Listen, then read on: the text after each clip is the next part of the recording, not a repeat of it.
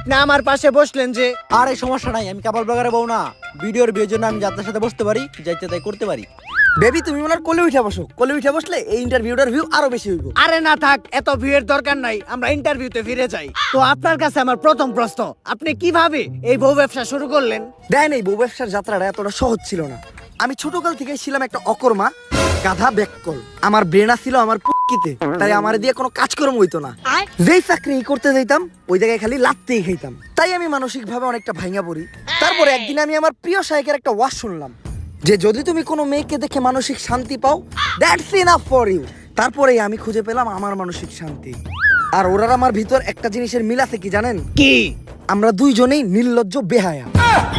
আর বিয়ের শুরুতে আমাদের আর্থিক অবস্থা তেমন একটা ভালো ছিল না, আর ব্যবসা করতে তো পুঁজি লাগে। আমার কাছে ব্যবসা করার মতো পুঁজিও ছিল না। তখনই আমার মাথায় আসে একটা বিজনেস প্ল্যান, যে ব্যবসা করতে কোনো পুঁজির প্রয়োজন হয় না, শুধু একটা বউ থাকলেই চলে।